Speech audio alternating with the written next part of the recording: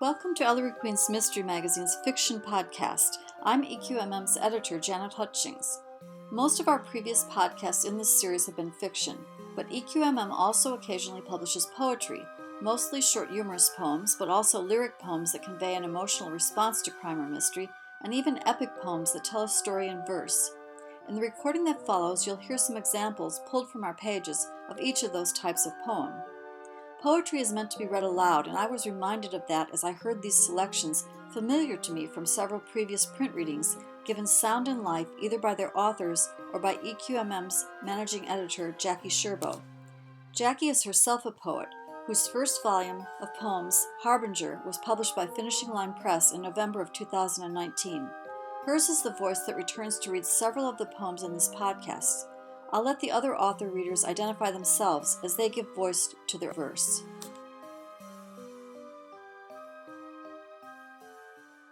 This is a story of the Yukon. It's told in verse. It's by John F. Dobbyn, and it's simply titled Brothers. They used to make jokes, all the boys in the bar. Oh, I know that they meant him no harm, but behind his big grin there was pain in his eyes, and to end it I'd give my right arm. My brother and me, we came north from St. Joe to run traps before the Yukon got tame. He was normal back then and the size of two men with a heart about as big as his frame.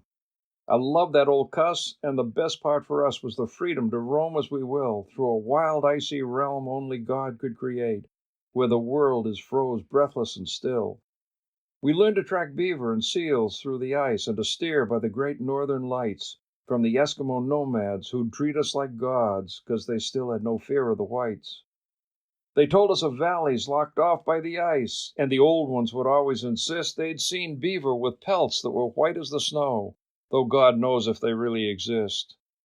My brother was kind of an overgrown kid, and the thought of those pelts drove him mad. He'd have gone it alone, and I couldn't have that, so we sold every pelt that we had and bought us some dogs that were bred to survive where a polar bear'd freeze in the womb. We set out on a quest that I wish we'd forgot, and we mushed into God's icy tomb. The tale of that trek is a nightmare and more. Even now it brings pain to recall how we lost one by one every dog that we had, but that wasn't the worst of it all. We came too close to death just to walk away clean. Things would never get back where they'd been. We got out with our lives, but my brother had been broke. He was never quite normal again. By the time we were physically good as we'd get, it was clear that our wild days were done. My brother Bill's brain wasn't up to the games that are played by the ice, wind, and sun. He had lost all the feeling in both of his hands, and his fingers were rigid as wood. The feeling was slow to come back to the palms, but the fingers were stone cold for good. We moved to the south to a town that sprang up like so many when gold was the cry, and we got into the business of dealing in furs with the trappers who used to come by. To sleep under a roof and to live in four walls, well, to tell you the truth, it was hell. For two wild, wind-driven spirits whose roof was the stars. But we tried, and the business did well. I guess looking back, we had 3 peaceful years. Like they say, God just filled up our cup. But it came to be clear that I'd have to go south to look after some things that came up. I hated the thought because it meant leaving Bill, and I wasn't quite sure he could cope. But an offer came through that I couldn't refuse, and I figured there might be some hope, because a wrinkled old cuss with the nickname of Doc had an office for peddling pills.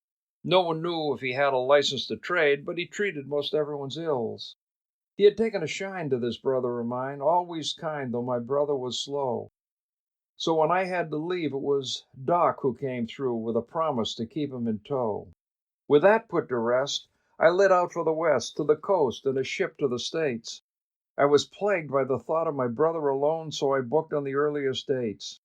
Still, the journey was long and the meetings were slow. It took weeks just to get the right deals. By the time I mushed back through that last 100 miles, the winter was hard on my heels. You know how you sometimes can feel in your bones a chill that you can't quite explain? Just as soon as I drove past the outskirts of town, I could sense it was under a strain. From the men in the street to the girls by the bar, even kids that came up to so high, there wasn't a one as I drove down the street that could look me quite straight in the eye. I drove straight to the man on the far side of town where we stabled the sled and the team. Even Charlie, our friend, came on cold as a clam. It was crazy, like some kind of dream. He mumbled some stuff about feeding the dogs, and I said, "Dang it, Charlie, hold on. I come back to this town after 2 months away. You all seem to wish I'd stayed gone." "It ain't you," mumbled Charlie. "I guess you ain't heard. Been a killing that's got us undone. Good old Doc, he was shot with a Colt 44. And the thing is, it's your brother's gun." "You know better than that," was about all I could say, 'cause it hit me like 2 tons of lead. "Where's he now?" "He let out for the north with a team. We ain't seen him since Doc was found dead." I kept trying to puzzle it out in my mind, but I couldn't. My mind seemed to block. The one thing I knew, just as God is my judge, my brother could never hurt Doc. "Did you rent him a team? Did he say he'd be back? Can you give me just some place to start?" "Well," old Charlie said, "it was no team of mine. And you know that's not the funniest part. He came by just before this whole business came up, 'cause we used to be sort of good friends, and he tells me he's heard where some white beaver run, way up north where the Bear Claw Ridge ends. The next day he was gone. He was seen driving north, and that morning the word's around town that old Doc has been killed, and his place has been robbed, and your brother's old gun's on the ground." My dogs needed rest, and I needed it too, but I guess it was not in the dice. I knew where he went, and I'd rather be sent down to hell for a bucket of ice. Those old ridges were treacherous, even in spring, and with winter now well under way, I'd be lucky to make it back safely myself. With my brother, there'd be hell to pay. I laid in supplies that I'd need for the trip, and before I turned in for the night, I dropped in for a chat with the Mountie in town, and it nearly turned into a fight. He was stuck on the notion my brother'd killed Doc. He was fixing to go bring him in. I told him my brother and Doc were good friends, but it seemed there was no way to win. Till I finally mentioned a fact that struck home, and I had him on our side at last. There was no way my brother could squeeze off a round with those fingers as stiff as a cast. I figured that one of the trappers that camped by the creek at the edge of the town had probably tried to rob Doc and been caught, and he panicked and shot old Doc down. Then he fed my poor brother that white beaver tail, and he gave him a sled and a team. When my brother lit out, he could lay blame on him, and my brother played into his scheme. If we found who it was that provided the dogs for the goose chase my brother was on, then we'd have us the killer, and that would be that. So I packed up to mush out at dawn. For a man who had half of the sense God gave geese, this whole trip was an idiot's trek. Just inhaling the gusts of fresh wintry blast felt like splinters of glass in the neck. After 3 weeks, I'd moved to the crest of the ridge, at the northernmost tip of the chain. If the furies of winter were vicious below, at the top they could triple the pain. Though we both took a beating, the dogs and myself, I needed the height for the view of the region below where I'd figured he'd be. It's the best that I thought I could do. After 3 days of mushing that murderous crest, almost bled of the last drop of hope, I thought that I spotted a speck in the snow on the face of a far-distant slope. It was instinct, not reason, that now set the pace. I could feel the lash making demands that the dogs couldn't meet, but I couldn't let up, 'cause my brother's life lay in my hands. The couple of hours of sunlight had passed, and only the moon and the stars were left for the dogs to pick paths in the snow between icy crevasses and bars. By a miracle, God brought us through to the dawn, and although they survived the terrain, the pace was too much for a few of the dogs, 'cause their hearts seemed to burst with the strain. I cut loose the traces wherever they dropped, and pushed on with the dogs that hung on. Every loss made it tougher on those that were left, and their will to survive was near gone. I was practically paralyzed, running on nerves, but each time that I'd look up ahead, there was no sign of movement, and that was the drive to press on when my muscles were dead. It was either next day or the day after that, I don't know, it was just kind of a blur, that I got to the spot where my brother lay curled on his sled under layers of fur. I scrambled as fast as my muscles could crawl, though the dread nearly drove me insane. There was nothing to do but to hug him and cry. God had loosed him from all of his pain. I think I passed out 'cause the sun had gone down by the time I was able to move. I was hollow and empty in body and mind, but I knew I had something to prove. My brother was dead, and he couldn't care less. Even so, they had blackened his name. I was bound and determined to set the facts straight. If I died in the try, all the same. I gave him a burial such as I could, and I said a few words to the Lord, and then back to the trail. There was no time for tears, though his loss cut my heart like a sword. I had only 3 dogs that could still pull a trace. Only one of my brothers could stand. But I figured that would be more than enough if things worked out the way that I planned. I hitched up the 3 in a trace close to me, and I hitched up my brothers as lead. Then I fashioned a sack from the furs on the sled. It had all of the room that I'd need. There were 2 main concerns. One was making it back to the town before death pulled the shade. The second was finding the man who killed Doc, and I prayed that both points could be made. I fastened the sack to the trace and climbed in, like a moth in a furry cocoon.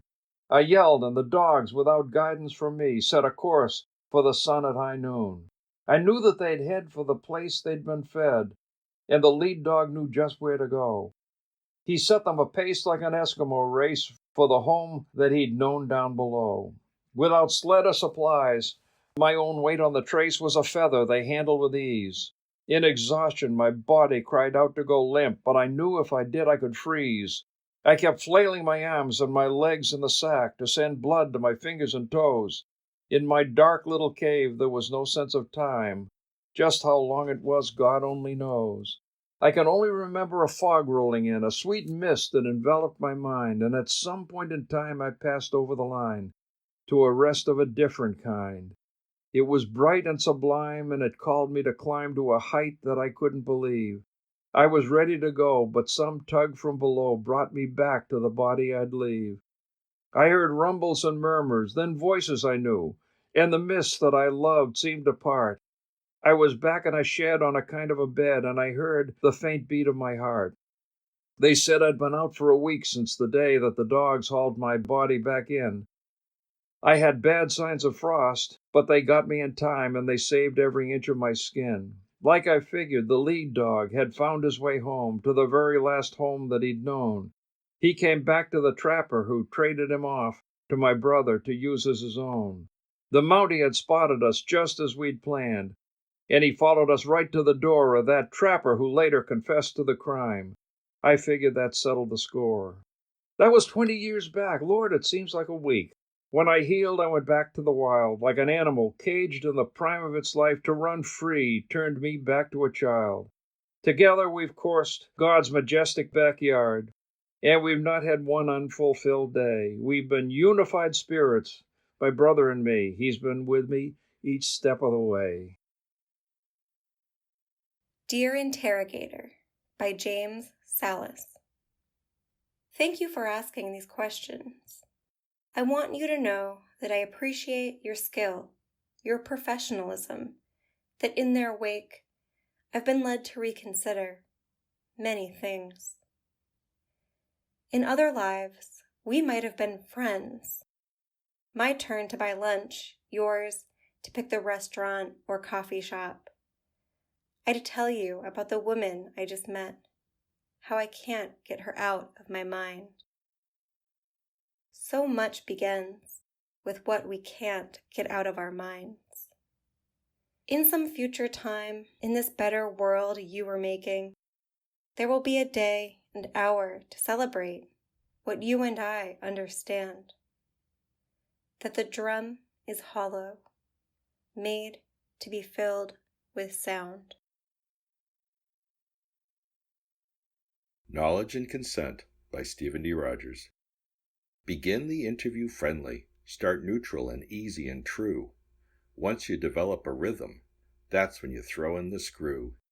Wait for the changes in pattern, watch for the tick in the tell. Listen to timbre and volume, notice the facts that don't gel. Everyone lies about something, there's always a secret to hide. Separate guilt from the matter of face-saving efforts at pride. Focus on getting the answers. Open-end questions serve best. Prompt them to speak using silence. Press for the details, then rest. This is the way to solve cases, not fists and merciless lights. Before you gain their confession, did you remember their rights? Serial Killer by Kevin Mims. you swore that you were Cocoa Puffs for me, and that we'd bid our Cheerios someday to bourgeois life and hop a special K to seek out kicks from sea to shining sea.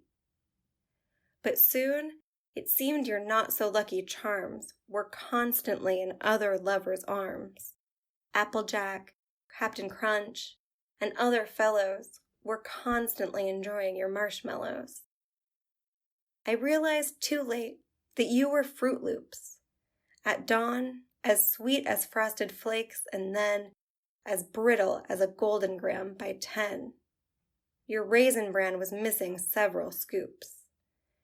Meanwhile, there's this Sugar Puff across the street who makes my insides crumble like shredded wheat. So if this morning's Cheerios taste a little funny, like bitter almonds, say, relax, it's nuttin', honey. Alternative Medicine by Marilyn, Todd. Read by Mandie Davis. A lady, well thought of and nice, looks into the pharmacist's eyes. "What I would like is some cyanide," she says to his surprise. The pharmacist reserves judgment, but, being quite unaccustomed, asked why she would like to buy cyanide, she replies, "To murder my husband." Shocked to the core, his face is a mask. Phoning the cops will be his next task. "Ma'am, I'm unwilling to condone any killing. I won't sell the poison you ask." "I see your point," she hisses. Then in her bag she fishes. After a mo, hands him a photo of her husband in bed with his missus. This is no fiction. It fits the description of the man his wife met with, the dark-eyed Egyptian. He leans over the aisle and says, with a smile, "You didn't tell me you had a prescription."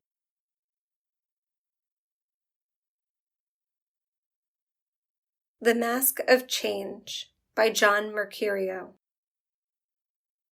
So how did it happen, and how can we know why traditions have morphed from times long ago?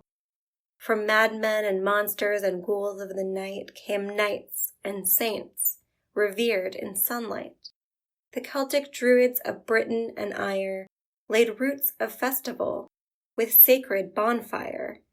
The end of one year, the beginning of next, the cycle repeats like a bird to its nest. The ancients who feared visitations from the dead laid out their treats to entice them instead, and those still struck by the eternal's dread carved faces of light in a pumpkin's head. But time marches on, and with it comes change. Rome conquers the world, so much rearranged. All Saints' Day, the honoring of heroes long past, was preceded by evening, All Hallowed Eve's fast. Like the spin of a Rolodex, a tool vague in memory, is revival of ceremony from ancients aplenty. As a spa for the brain, again history repeats. Things once thought lost are never complete. Holy day to holiday, break fast to breakfast, All Hallowed Eve to Halloween. The roping of ages binds thoughts, words, and deeds. They're shortened or altered, but long-lasting succeed. So where did it start and where does it end? Gifts loved by druids, trick-or-treats now befriend. Blow kisses when thinking, we hold top position. 'Tis a thought oft considered in long past traditions. Murder Between the Pages by K.D. Hart. Red herrings, clues, and suspects galore. Miss Marple, Holmes, and oodles more crowd my bookshelf and spill on the floor. Proof, a whodunit I do adore. The Bicycle by Diane Yetman. Standing alone, abandoned at the end of the pier, swaying back and forth in the sea-blown gusts of wind, teetering on the edge of a collapse, a fragile kickstand and sweat-stained right handlebar, looped round the slatted rails bearing its weight. A black, oil-dripping chain sagged close to the board, and the naked silver stem from the missing left pedal shone brightly in winter's cold moonlight, but not the broken wheel spoke that was dulled with rust, jutting sideways, as sharp and dangerous to a passerby as the plunge of a porcupine's quill. Small, frayed gloves lay in the bottom of the wire basket. A long, color-matched scarf wrapped around the railing whipped in the wind with deadly speed, its soft wool transformed by nature into a bone-smacking weapon. One small black shoe lay on its side by the back wheel, its tires wailing a piercing lamentation for the lost rider.